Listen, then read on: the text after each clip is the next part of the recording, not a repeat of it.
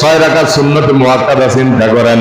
এরপরে মাগরিবের নামাজের পরে 2 রাকাত সুন্নতে মুআক্কাদা আছে, এশার নামাজের পরে সুন্নতে মুআক্কাদা আছে। এই যে জুমার নামাজ পড়বেন, জুমার আগে কাবলা জুমা 4 রাকাত সুন্নতে মুআক্কাদা। কোন সুন্নতে বাদাল জুমা ইমাম নামাজ শেষ করার পরে 2 রাকাত ফরজ আদায় করার পরে আরো 4 রাকাত হলো সুন্নতে মুআক্কাদা। তাহলে চিন্তা করেন, নবীজির নামের সাথে আল্লাহর নাম আল্লাহ রাব্বুল আলামিন মিলাইয়া দিয়েছেন। সুবহান। কিয়ামত পর্যন্ত যত মানুষ আসবে, মানুষ শেষ হয়ে যাবে, মানুষের হায়াত শেষ হয়ে যাবে, কিন্তু আল্লাহ রাব্বুল আলামিন যে আল্লাহর নাম নবীজির সাথে, নবীজির নামকে মহব্বত করে যে আল্লাহর সাথে রাখলেন, লা ইলাহা মুহাম্মাদুর, এই নাম কখনোই আপনি শেষ করতে পারবেন না। সুবহান। আজকে আলাদাও করতে পারতেন না, একদিন নিও হোল্যান্ডগুলোতে মুদ্দিন দিলেন না, এই হোল্যান্ডের মুদ্দিন দিলেন না, আপনারা চাইতেন ডিস্টার্ব বেরি তো কি আনছে। তো এই জন্য চিন্তা করেন, এই কালেমা যদি আপনি আলাদা করতে পারবেন না, সুবহানাল্লাহ, আল্লাহ রাব্বুল আলামিন এই কালেমা আমাদের জন্য নিয়ামত দিলেন না গজব দিলেন? জোরে কম, নিয়ামত দিয়েছেন না গজব দিয়েছেন? জোরে কম না সুবহানাল্লাহ। জোরে জোরে তো মিছিল, মিছিল জোরে কর, কিন্তু আল্লাহু আকবার, নারায়ে তাকবীর, এই মিছিল যদি দেন আল্লাহ খুশি হবে না জারিব? প্রত্যেকটা আমলের ভিতরে আল্লাহ রাব্বুল আলামিন নেকি দিয়ে দিবেন। সুবহানাল্লাহ। তাহলে চিন্তা করেন, এই কালেমা যখন আমরা বললাম লা ইলাহা ইল্লাল্লাহু মুহাম্মাদুর রাসূলুল্লাহ সাল্লাল্লাহু আলাইহি ওয়াসাল্লাম, সুবহানাল্লাহ। আপনি রাগ করবেন না, আপনি যে দল করেন আপনার ব্যক্তিগত ব্যাপার, কিন্তু আপনি যখন কবরে যাবেন আপনার দল যাবেন, আল্লাহ প্রশ্ন করবে ফেরেশতার মাধ্যমে, তোমার দল কি ছিল, তোমার রব কি ছিল, মান রাব্বুকা মান। তো আল্লাহর দল করা দরকার আছে। আল্লাহর দল মানে আল্লাহর হুকুম মানতে হবে, নবীর তরিকা মানতে হবে, নিজেও মানতে হবে, সমাজের ভিতরে মানতে হবে, রাষ্ট্রের ভিতরে, সব জায়গার ভিতরে আল্লাহর হুকুম মানতে হবে। আল্লাহর বান্দারা কারা? আল্লাহর বান্দা আছে যতদিন আল্লাহর হুকুম মানবে ততদিন কান্না সুবহানাল্লাহ। আসমান জমিন থাকবে যতদিন আল্লাহর বান্দারা জমিনের ভিতরে আল্লাহর হুকুম পালন করবে, আল্লাহ এবং রাসূলের তরিকা অনুযায়ী।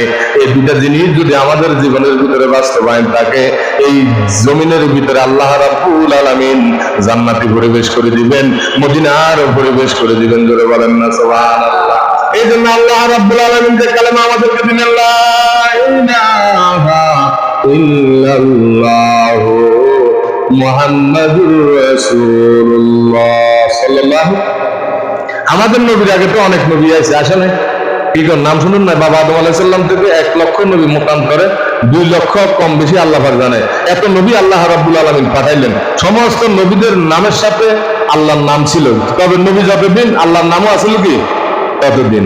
আল্লাহ তো আছে, আল্লাহ আছে, কিন্তু নবী শেষ, ওই নবী বাদ দিয়ে আরেকজন নবী আছে। আদম আলাইহিস সালামের পরে এরকম ভাবে নূহ আলাইহিস সালাম, দাউদ আলাইহিস সালাম, লা ইলাহা ইল্লাল্লাহ মূসা কালিমুল্লাহ, লা ইলাহা ইল্লাল্লাহ ইব্রাহিম খলিলুল্লাহ, লা ইলাহা ইল্লাল্লাহ ঈসা রূহুল্লাহ, লা ইলাহা ইল্লাল্লাহ আদম সফিউল্লাহ, লা ইলাহা ইল্লাল্লাহ মুহাম্মাদুর।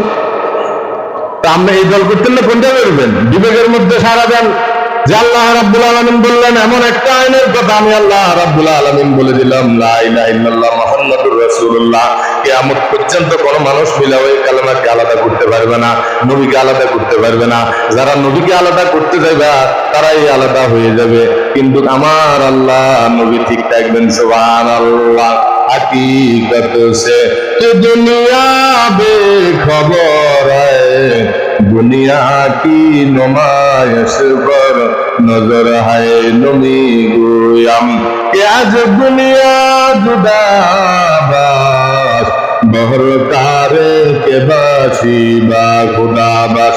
আল্লাহর বান্দা, নবীর উম্মত, মুসলমান, আল্লাহর বান্দা, নামাজের ভিতরে যেরকম আল্লাহ রাসূলের নাম আছে, কুরআন শরীফ আছে, আযানের ভিতরে নবীর নাম আছে, আছে কিনা নাই? কালেমার ভিতরে আছে, আকাশের ভিতরে আছে, সূর্য যতদিন আছে, আসমান যতদিন আছে, আমার নবীর প্রশংসাও ততদিন আছে। আমাদের কাছে নাই, আমরা হয়তো বুঝি না নবীর মর্যাদা কেমন। নবীজিকে আল্লাহ রাব্বুল আলামিন তামাম পৃথিবীর সকল মানুষের জন্য রহমত করে পাঠাইলেন। ওয়া মা আরসালনাকা ইল্লা রাহমাতাল লিল আলামিন। সুবহানাল্লাহ। এই আয়াতটা তো সবাই পারেন, মিলে দেখবেন। সকলে বলেন ওয়ামা আরসালনাকা ইল্লা রাহমাতাল লিল আলামিন। নবীজিকে রহমত করে আল্লাহ রাব্বুল আলামিন পাঠাইলেন। মুসলমান ইবনে সাদ হযরত সালিম বিন আব্দুল জাদ হতে বর্ণনা করেন যে একবার নবী করিম সাল্লাল্লাহু আলাইহি ওয়াসাল্লাম সাহাবায়ে কেরামদেরকে সফরের সামানা হিসাবে পানি ভর্তি একটি মশক মুখ বন্ধ করে সাথে দিয়ে দিলেন এবং দোয়া করলেন। অতঃপর নামাজের সময় যখন সাহাবীগণ মুশকের মুখ খুলল তখন তাতে দুধ ভর্তি ফেলেন আর মুশকটির মুখে জমাট বাঁধা মাখন মজুদ ছিল। সুবহানাল্লাহ। দেখছেন নবীজির মজুদা, নবীজির এগুলো সব মজুদা, কত মজুদা বলবেন, শেষ করা সম্ভব নয়। যাদের নবীজি সাল্লাল্লাহু আলাইহি সাল্লামের শাফাআত ছাড়া একটা লোক জান্নাতে যাইতে পারবে না, সোজা কথা। তারা জান্নাতে যাই, আমরা কবরে যাই, কোনো দলের কথা বলবেন, কোনো সুযোগ কি নাই। কিন্তু ওইখানের মধ্যে যাই একটা বিসমিল্লাহি ওয়া আলা, আপনারা হতে হবে শুনে, ইমাম সাহেবের হতে হবে শুনে, যে কোনো লোকের আমরা যখন কবরে রাখি বলে বিসমিল্লাহি ওয়া আলা। আহারে, যদি আমরা ওই মিল্লাতের উপর সিরাতের উপর কাজ করে যাই, মুখে যদিও না বলে আল্লাহ কবরে জান্নাতের ব্যবস্থা করে দিবেন। আর যদি আপনি কাজ না করেন, হাজার বার যদি হুজুরেরা দোয়া করে, কোনো কাজ হবে না। যদি আপনি জীবনের ভিতরে আমল করে যান, নবীজির সুন্নাত যদি মানে যান, কবরের ভিতরে আল্লাহ রাব্বুল আলামিন শান্তির ব্যবস্থা করে দিবে। আর যদি আপনি আমল না করে যান, কবরের উপরে হাজার ফুল হাজার ফুল হাজার ফুল যদি দিয়ে থাকেন, ওই কবরের ভিতরে কখনো শান্তি আসতে পারবে না। শান্তি দেওয়ার মালিককে, ওই নবীজিকে অনুকরণ করার দরকার আছে। আমরা যদি কোরআনকে প্রশ্ন করে কুল ইন কুনতুম তুহিব্বুনাল্লাহ ফাত্তাবিউনি ইউহিব্বুকুমুল্লাহ ওয়া ইয়াগফির লাকুম যুনুবাকুম ওয়াল্লাহু গফুরুর রহিম। সুবহানাল্লাহ। আমরা যদি কোরআনকে প্রশ্ন করি, নবীজিরে মানতে হবে, এটা আমরা পাইলাম কোথায়? তখন আল্লাহ তাআলা সাথে সাথে জবাব দিয়ে দিবেন। জোরে বলেন না সুবহানাল্লাহ। আল্লাহ বলবেন কুল ইন কুনতুম তুহিব্বুনাল্লাহ, ও দুনিয়ার মানুষ তোমরা শুনে নাও, বুঝিয়ে নাও। কুল ইন কুনতুম তুহিব্বুনাল্লাহ, যদি তোমরা আমি আল্লাহর ভালোবাসা পেতে দাও। কুল ইন কুনতুম তুহিব্বুনাল্লাহ, যদি তোমরা আমি আল্লাহর ভালোবাসা পাইতে চাও, আমি আল্লাহ রাব্বুল আলামিন তোমাদেরকে একটা ডিক্লেয়ার দিয়ে দিলাম। কুল ইন কুনতুম তুহিব্বুনাল্লাহ ফাত্তাবিউনি। কন্না সুবহানাল্লাহ। আমাকে ভালোবাসা লাগবে না, এখানে আল্লাহ বলতেছে আমাকে ভালোবাসা লাগবে না। সকলে তো আমরা আল্লাহকে ভালোবাসতে চাই। আল্লাহকে ভালোবাসতে চাই কি চাই না বলেন? কারা কারা চাই একটু হাত তুলেন। আল্লাহ আপনি আমাদের সকলে কবুল করেন, বলেন আমিন। এখন আল্লাহ বলতেছে আমাকে ভালোবাসা লাগবে না। কুল ইন কুনতুম তুহিব্বুনাল্লাহ, যদি তোমরা আমি আল্লাহর ভালোবাসা পেতে চাও, আমি আল্লাহ তোমাদেরকে আদেশ দিয়ে দিলাম ফাত্তাবিউনি, তোমরা নবীকে অনুসরণ করো। সুবহানাল্লাহ।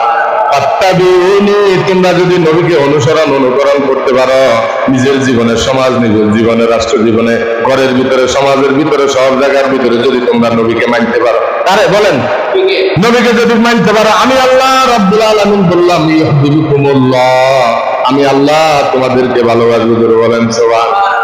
আল্লাহ বলতেছে আমি আল্লাহ তোমাদেরকে ভালোবাসবো। ইউহিব্বুকুমুল্লাহ, আমি আল্লাহর বড় ওয়াজিব হয়ে যায় ওই বান্দা বান্দিকে ভালোবাসবো যে বান্দা বান্দি নবীকে অনুকরণ করে।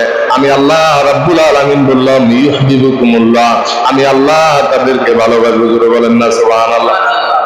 ইউহিব্বুকুমুল্লাহ ওয়া ইয়াগফির লাকুম যুনুবাকুম ওয়াল্লাহু গফুরুর রহিম।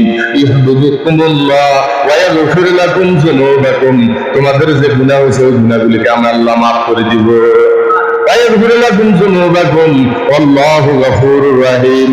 আল্লাহর মতো দয়াবান, আল্লাহর মতো ক্ষমাকারী আর পৃথিবীতে কেউ নাই। সুবহানাল্লাহ। আল্লাহর মতন দয়াবান, ক্ষমাকারী আর এই পৃথিবীতে কেউ। এই জন্য আমরা আল্লাহকে মানতে হবে। মুসলমান, আল্লাহকে মানতে হবে, নবীকে অনুসরণ করতে হবে।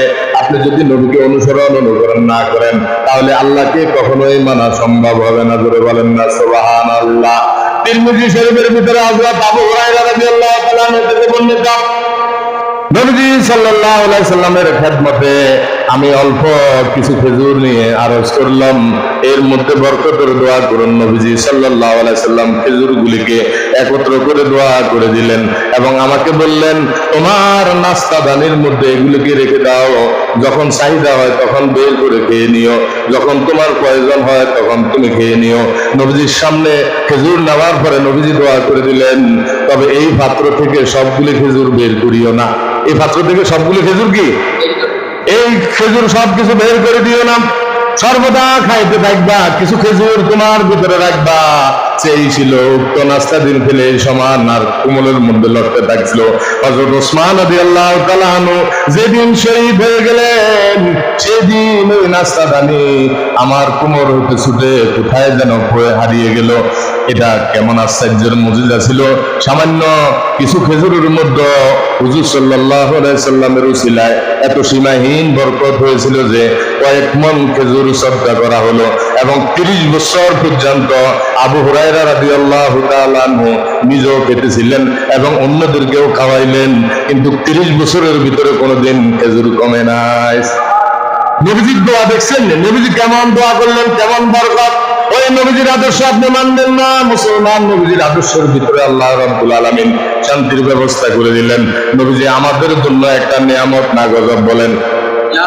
নবীজি দুনিয়ার জন্য নিয়ামত, আখিরাতের জন্য নিয়ামত। এই জন্য আমার আল্লাহ রাব্বুল আলামিন কোরআনের ভিতরে আল্লাহ রাব্বুল আলামিন বলে দিলেন, ওয়ামা আরসালনাকা ইল্লা রাহমাতাল লিল আলামিন। সকলে বলেন, ওয়ামা আরসালনাকা ইল্লা রাহমাতাল লিল আলামিন। সুবহানাল্লাহ। আমি আল্লাহ সব জায়গার ভিতরে রব্বুল আলামিন। সূর্য যতদিন আছে, চন্দ্র যতদিন আছে, আসমান যতদিন আছে, সব জায়গার ভিতরে আমার আল্লাহর আইন, আমার আল্লাহর ক্ষমতা সব জায়গায় জুড়ে বলেন সুবহানাল্লাহ। আমি আল্লাহর ক্ষমতা, আমি আল্লাহ রব, আমি আল্লাহ কি? দুনিয়ার সব মানুষ ফকির, আমি আল্লাহ ধনী। আমি আল্লাহ আবার সাথে সাথে তোমাদেরকে ডিক্লেয়ার দিয়ে দিলাম, আমি আল্লাহর যেমন একটা ক্ষমতা আছে, আমি আল্লাহ যেমন একটা রব, সব জায়গার ভিতরে আমার বন্ধু তোমাদের নবী বিশ্ব নবী মুহাম্মদুর রাসূলুল্লাহ সাল্লাল্লাহু আলাইহি সাল্লাম তোমাদের জন্য সব জায়গার মধ্যে রহমত। সব জায়গার মধ্যে কি? সব জায়গার ভিতরে রহমত। ওই নবীকে সেজদা করার জন্য গাছ চলে আসছে, উট চলে আসছে, জোরে বলেন সুবহানাল্লাহ। একজন সাহাবী দেখলেন একটা সফরের ভিতরে একটা গাছ এরকম ভাবে মাটি ছিঁড়ে ছিঁড়ে ছিঁড়ে ছিঁড়ে ছিঁড়ে ছিঁড়ে নবীজির দরবারে এসে নবীজির পা মুবারকের, কদম মুবারকের মধ্যে ঝুঁকে গেলেন। কন্যা সুবহানাল্লাহ। উট আসি নবীজির কদম মুবারকে ঝুঁকে গেলেন। ওই সাহাবী এই জিনিসটা লক্ষ্য করলেন, নবীজির একটু আরাম অবস্থায় ছিলেন। আর ওই সাহাবী যখন নবীজিকে প্রশ্ন করলেন, ইয়া রাসূলুল্লাহ, এরকম ভাবে এই গাছটা এরকম এরকম এই ঘটনা আপনার পায়ের কদম মুবারকে আসি সেজদা দিছে, বলে আল্লাহ রাব্বুল আলামিন এই গাছকে হুকুম করলেন, এই গাছ আল্লাহ রাব্বুল আলামিনের কাছে বললেন, হে আল্লাহ, আপনি আমাকে এই জায়গা থেকে যাওয়ার মতো একটা ক্ষমতা দিয়ে দেন, আমি নবীজির সামনে যাই সেজদা ভরে যাব। দেখছেন, নবীজিকে গাছে সেজদা দিছে। কে দিছে? গাছে সেজদা দিল, উঠে সেজদা দিল। সমস্ত মহিলারা আসি বলতেছে, ইয়া রাসূলুল্লাহ, আমাদের পক্ষ থেকে একটা আবদার, সকল মহিলারা আমরা আপনাকে সেজদা দিব। নবীজি বলে, আমাকে সেজদা দেওয়া যাবে না। কন্যা সুবহানাল্লাহ। কত বড় আমরা নবী বললাম, নবীজি বলে আমাকে সেজদা দেওয়া যাবে না। সেজদা দেওয়ার মালিক কে? আরো জোরে বলেন, মালিক কে? হায়াতের মালিক কে?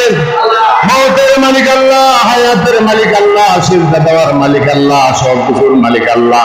এই পৃথিবীতে আমাকে সেজদা দেওয়ার জন্য বলে নাই, কিন্তু মানুষ মানুষকে সেজদা দিবে, এটা হলো শিরক। এটা কি? শিরক বন্ধ করার জন্য আমি নবীকে আল্লাহ পাঠাইছে। সুবহানাল্লাহ। আর যদি আমাকে হুকুম করতো সেজদা দেওয়ার জন্য, তাহলে আমি সর্বপ্রথম ডিক্লেয়ার দিয়ে দিতাম, ও মহিলারা তোমরা শুনিয়া রাখো, তোমাদের যে একটা স্বামী আছে, কে আছে? স্বামী আছে, ওই স্বামীকে তোমরা সেজদা দিও। কন্যা সুবহানাল্লাহ। স্বামীর পায়ের নিচে স্ত্রীর বেহেশত, স্বামীর পায়ের নিচে স্ত্রী কি? হ্যাঁ, স্ত্রীও এরকম বাড়াইতে হবে, আর স্ত্রীও স্বামীকে যত্ন করতে হবে, স্বামী ও স্ত্রীর কি করতে হবে? যত্ন নিতে হবে, খেয়াল রাখতে হবে। সেজদা দেওয়ার কোনো ক্ষমতা নাই। নবীজি বলে, যদি আমাকে হুকুম দিত তাহলে আমি আদেশ করতাম প্রত্যেক মহিলা যেন তার স্বামীর কাছে এরকম ভাবে স্বামীকে সেজদা দেয়। সুবহানাল্লাহ। তাহলে চিন্তা করেন সেজদা দেওয়ার মালিক আল্লাহ। নবীজি সাল্লাল্লাহু আলাইহি সাল্লাম কবরে যখন আমরা রাখা হবে, সব দলমত নির্বিশেষে কবরে যখন রাখা হবে, মাইয়িতের কাফন আমাদের জন্য, পুরুষের জন্য তিনটা কয়টা, আরো জোরে বলেন কয়টা, মহিলার জন্য কয়টা, পাঁচটা, তিনটা, খেয়াল রাখেন কয়টা। মারা গেলে তো যান না, কোনো হারাহারি মারামারি লেগে নিয়ে যান। যখন মানুষ মারা যায় ওখানে যাইবেন, কাপড় কয়টা লাগে, কিভাবে গোসল করায়, কিভাবে দাফন করায় মুসলমান, এগুলা জানা দরকার আছে কিনা নাই? তাহলে চিন্তা করেন, পুরুষের জন্য হলো তিনটা, মহিলার জন্য হলো পাঁচটা। তিনটা বান দেওয়ার পরে যখন কবরের মধ্যে রাখা হয়, কবরের ভিতরে যখন তিনজন মানুষ নামে, মুর্দারকে যখন কবরে রাখা হয়, তখন কি বলে? বিসমিল্লাহি ওয়া আলা মিল্লাতি রাসূলিল্লাহ, বিসমিল্লাহি ওয়া আলা মিল্লাতি রাসূলিল্লাহ। ও কবর, তোমার ভিতরে রাখা হইতেছে বিসমিল্লাহি, পরম করুণাময় আল্লাহর নামে, বিসমিল্লাহি ওয়া আলা মিল্লাতি রাসূলিল্লাহ, রাসূলের আদর্শের উপরে, রাসূলের সিরাতের উপর এই মাইয়িতকে কবরে রাখা হইতেছে। জোরে বলেন সুবহানাল্লাহ। তাহলে চিন্তা করেন, কবরে রাখার পরে যখন বাঁশ দিয়ে চলে আসে, মুর্দারকে যখন বাঁশ দেয়, মাটি দেয়, কলা বরাদ্দ দেওয়ার পরে যখন চলে আসে, 40 কদম আসুক বা না আসুক, ওই কবরের ভিতরে ফেরেশতাকে পাঠায় আল্লাহ। পাঠায় কে পাঠায়? এই একদিন থাকতে হবে মুসলমান, ওয়াল বায়সু বাদাল মউত, মউতের পরে মুসলমানদেরকে জীবিত করবে কে? ওই আল্লাহ রাব্বুল আলামিন তিনজন ফেরেশতা পাঠায়। মুফাসসিরিনে ইকরাম বলেন মুনকার এবং নাকির, রুম্মান ফেরেশতা। ওই ফেরেশতারা আসার পরে জিজ্ঞাসা করে, মান রাব্বুকা, মান, তোমার পালনেওয়ালা কে ছিল? তোমার আল্লাহ কে ছিল? তোমার আইন কে ছিল? তোমার পালনেওয়ালা কে ছিল? মান রাব্বুকা, তোমারকে যে প্রশ্ন করা হবে, এই প্রত্যেকটা প্রশ্ন ইমাম সাহেবেরও করবো, মুসল্লিরও প্রত্যেকেরও করবো, কি করতে না? মান রাব্বুকা